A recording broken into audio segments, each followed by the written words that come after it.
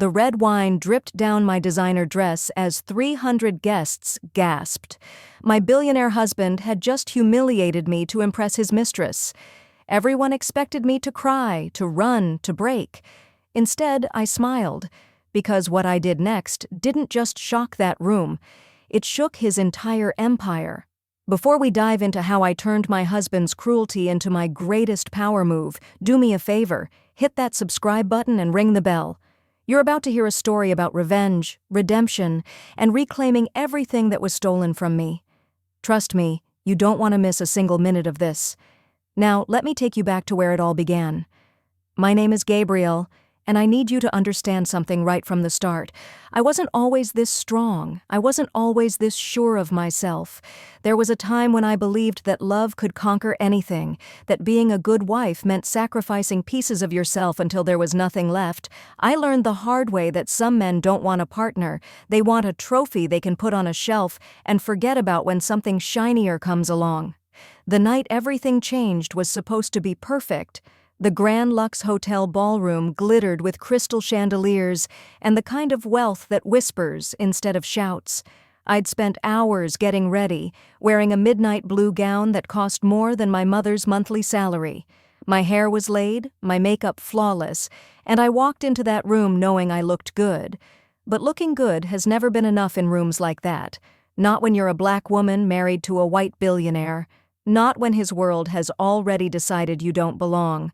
My husband, Trevor, was holding court near the bar with his business associates, Trevor Walsh, CEO of Walsh Technologies, worth $4.2 billion, and the man who promised to love me forever.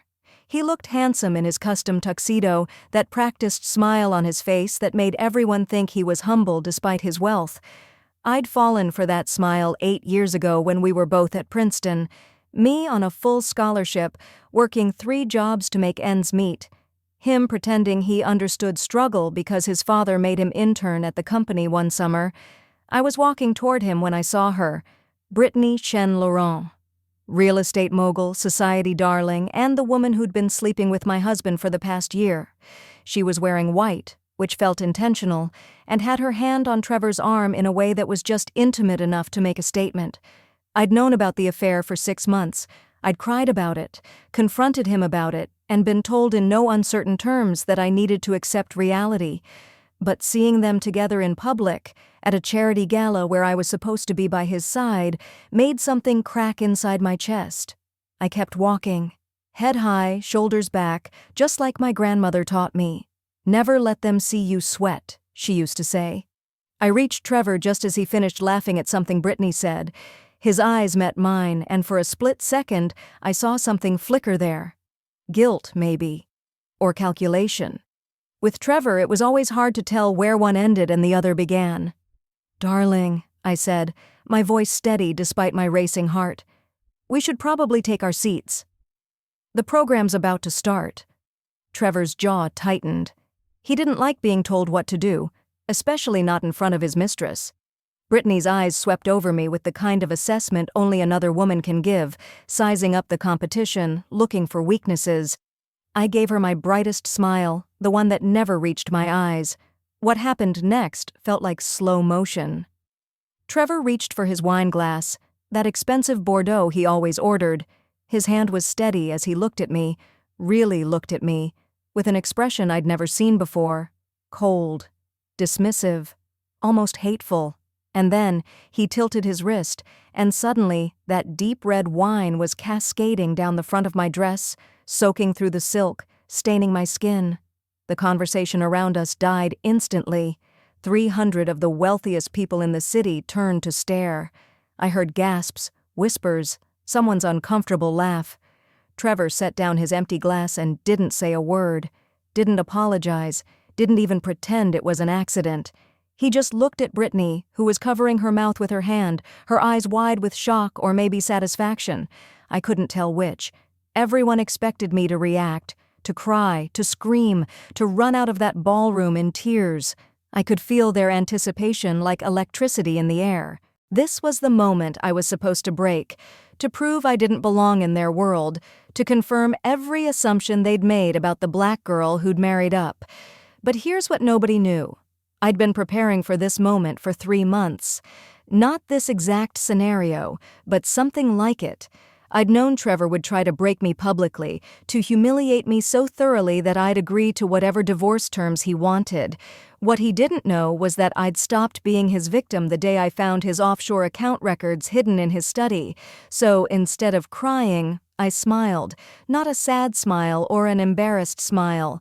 A real, genuine smile that came from somewhere deep inside me, from a place that had finally stopped being afraid.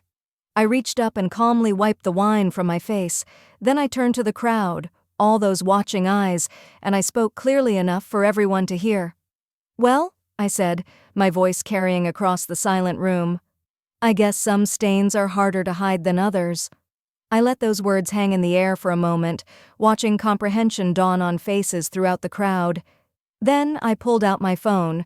I'd had it in a hidden pocket of my dress, and I posted a single message to my social media accounts, the message I'd drafted weeks ago, the one announcing the launch of my new financial consulting firm, the one that linked to a website my team had built in secret, a company that would help women protect their assets, recognize financial abuse, and build wealth independent of their partners. The post went live in front of 300 witnesses. I took one last look at Trevor, whose face had gone pale, and at Brittany, who suddenly looked uncertain. Then I turned and walked out of that ballroom with my head held high, leaving a trail of wine drops behind me like breadcrumbs. My phone started buzzing before I even reached my car. The video had already started circulating. Someone had filmed the whole thing, and it was spreading across the internet like wildfire. But that was fine. That was part of the plan. Let me back up and tell you how I got here, because this story doesn't start with wine and humiliation. It starts 8 years earlier with a girl who believed in fairy tales and a boy who knew exactly how to sell them. I met Trevor during my junior year at Princeton. I was majoring in economics and business, determined to break every cycle of poverty my family had been trapped in for generations. Trevor was in my corporate finance class, sitting 2 rows ahead, always asking the smartest questions. He noticed me after I challenged one of his answers during a class discussion. I was right. He was wrong, and instead of being defensive, he waited for me after class to tell me how impressed he was. We started studying together, then coffee, then dinner. He was different from the other wealthy students who treated Princeton like an extension of their country clubs. Trevor seemed genuinely interested in my perspective, my background, my dreams. He said he loved how grounded I was, how I understood the real world in ways he never could. He made me feel special, seen, valued for my mind and not just my appearance. When he proposed 2 years after graduation, it felt like I'd won some cosmic lottery. Here was this brilliant, successful man who chose me, who loved me, who wanted to build a life with me. Our wedding was featured in 3 magazines. I wore a custom gown that cost $60,000. My mother cried through the entire ceremony, overwhelmed by the lavishness of it all. The first 3 years of marriage were good. Trevor supported my consulting business, introduced me to potential clients, seemed proud to have me by his side, but there were signs I chose to ignore. The way his mother would comment on my hair, my clothes, my speech patterns, how his friends' wives would leave me out of their lunch dates and shopping trips, the subtle ways Trevor started correcting me in public, reshaping me into something more palatable for his world. Then his company went public, and overnight, Trevor became a different person. $4 billion changes people, especially people who already came from money. Suddenly, we were moving in circles where my business school education meant nothing because I hadn't gone to the right prep school, where my success was dismissed because I'd only built a multi-million-dollar company, not a billion-dollar one, where the color of my skin became an invisible barrier that no amount of achievement could break through. Trevor started criticizing me more. My laugh was too loud, my opinions too strong, my presence too much. He stopped bringing me to important events, started making excuses about why I couldn't attend. And then, 6 months before that gala, I found the text messages. I wasn't snooping. His phone was on the kitchen counter and a message popped up. "Last night was incredible, can't wait to see you again," from Brittany. I stood there for 10 minutes just staring at those words, feeling my entire world tilt sideways. When I confronted Trevor that evening, he didn't even try to deny it. "I need someone who understands my world," he said, like that explained everything. Like our 8 years together meant nothing. "Brittany gets it. She knows how to navigate these spaces. He'd paused, looking at me like I was a problem he needed to solve. "You're always trying so hard and people can tell." It's embarrassing. That word, embarrassing, hit me harder than if he'd slapped me. I wasn't embarrassed. I was black, and his world couldn't handle that. But instead of saying that, Trevor told me he wanted a divorce. The prenup we'd signed meant I'd walk away with almost nothing. He'd have his lawyers drag out the process, make it expensive and ugly. Or I could play along, keep up appearances for a few more months while he transitioned Brittany into his life, and he'd be generous in the settlement. I almost agreed. I was so tired, so broken, so convinced I had no other option, but then I started going through old financial documents, trying to understand what assets we had, what I might be entitled to. That's when I found them: records of offshore accounts, suspicious wire transfers, shell companies I'd never heard of. Trevor had been using our marriage, my name, my signature on certain documents to hide money and avoid taxes. If authorities found out, I could be implicated too. That discovery changed everything. Because suddenly I wasn't just a betrayed wife. I was someone with information, someone with leverage, someone who could choose to fight back. I spent 3 months building my case in secret. I hired the best attorney I could find, a woman named Dorothy who'd helped dozens of women escape similar situations. I brought in a forensic accountant who confirmed what I'd suspected.